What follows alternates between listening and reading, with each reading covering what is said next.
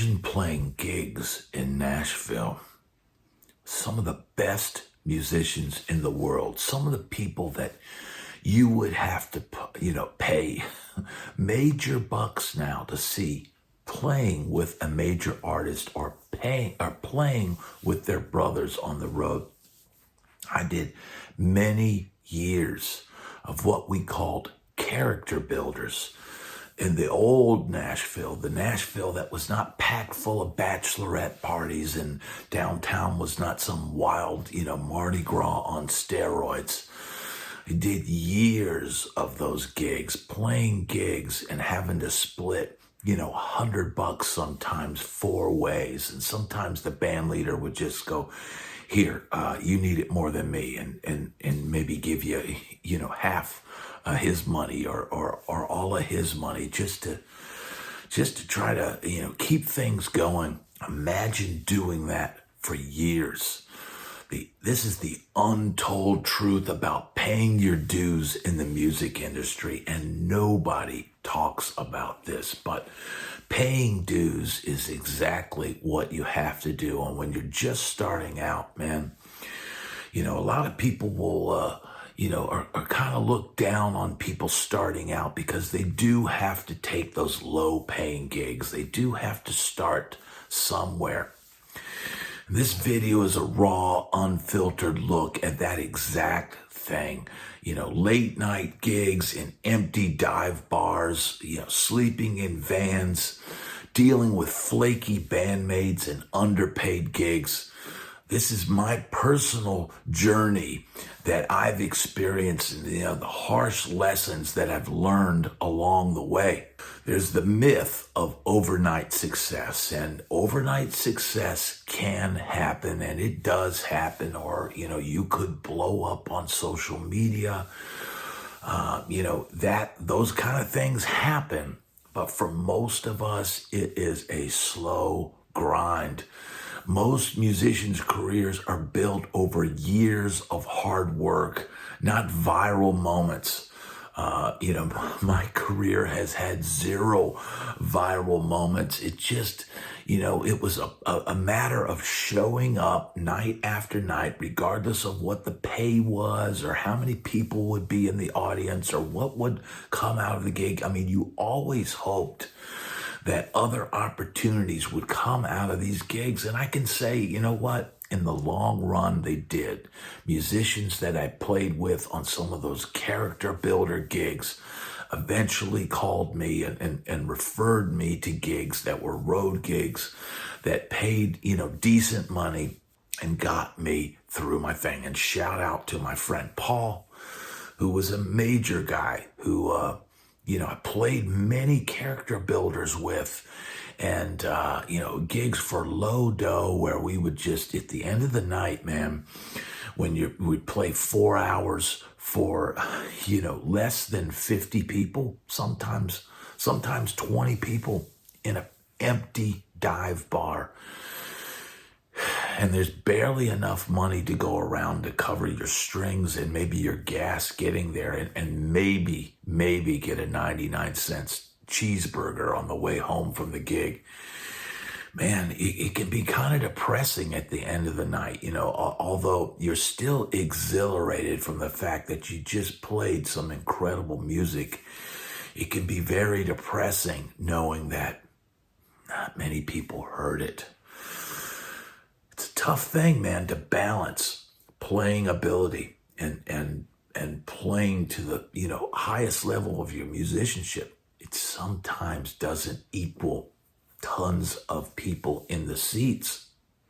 You could play a bar gig now in downtown Nashville with less than stellar musicians and make good money, but those days were not always the case. And depending on what you want to do and where you're at, man, it could mean years of hard work and sacrifice. Now, the gigging reality is this, the highs and lows of gigging. If you're going to try to build something, an original thing, or something that involves higher level ability of playing, whether it's, playing jazz or fusion or just creative, original music that's not cookie cutter, that's not just, playing to the lowest common denominator. You're going to experience lots of highs and lows. There's going to be bad sound systems, tough crowds, and moments of self-doubt. But, the rewarding connections that you make with your audience and fellow musicians can sometimes lead to payoff down the line. But it's not always immediate. Sure, if you could get yourself into the, now the scene in Nashville and playing down on Broadway, you could start to make decent money right out of the gate. But again, you're not building an original thing. You're not trying to, stretch your chops out as much. And, it could lead to just doing the Broadway grind night after night, playing I Love Rock and Roll 1,000 times. You have to juggle that with, sometimes getting out of your comfort zone and doing some of those character builder gigs with higher level players that could potentially lead you to better work down the line.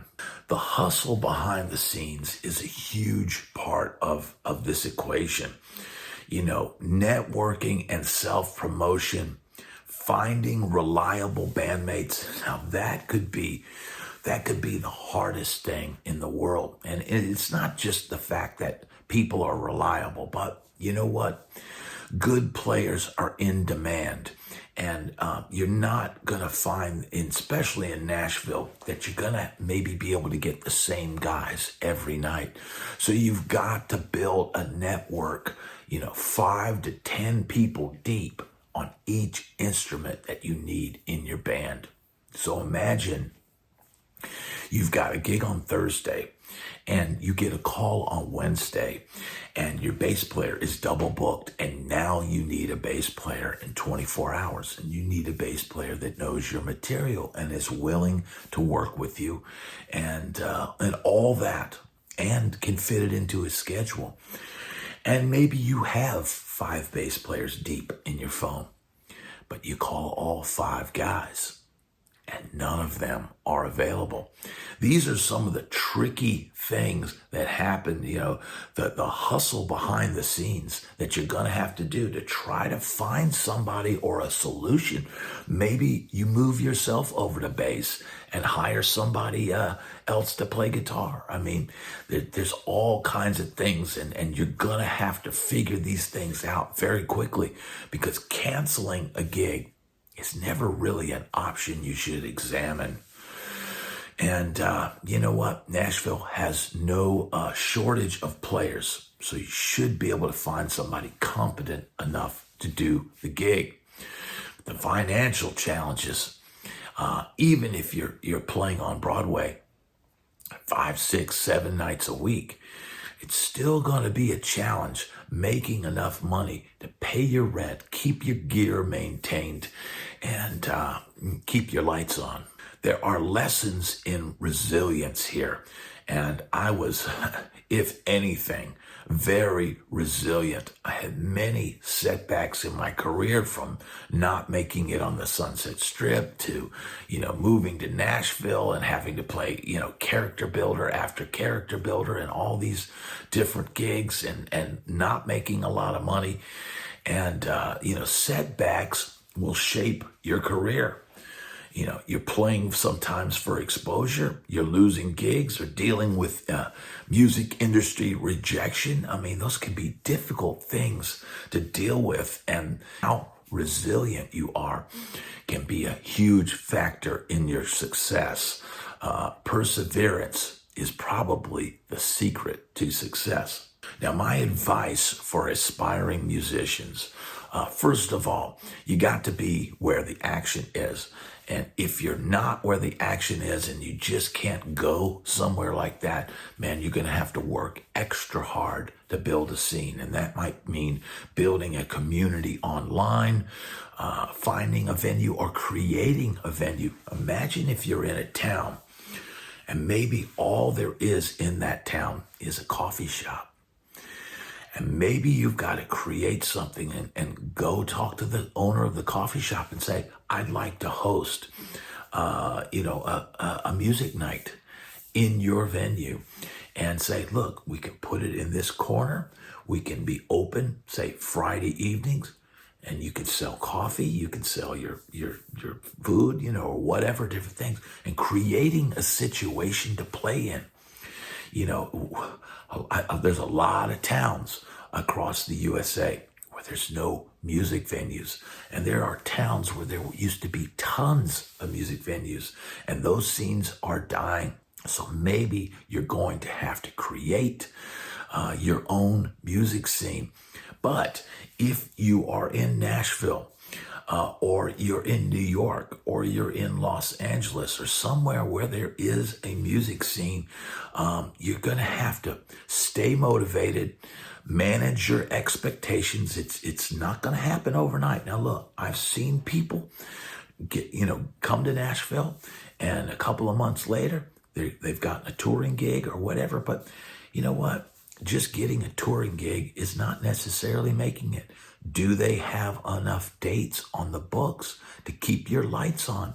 So you could be playing a touring gig and coming off the road and collecting unemployment, like many musicians do. And that's something we used to call redneck retainer, because there is no retainer. If you're playing with a country artist, if they don't have gigs on the books, you just don't work.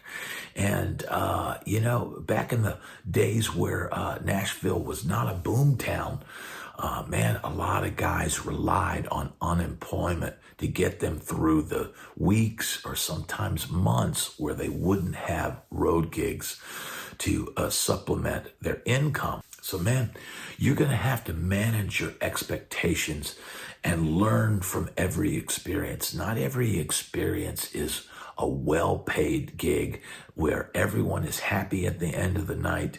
And you're going to have to learn from your failures.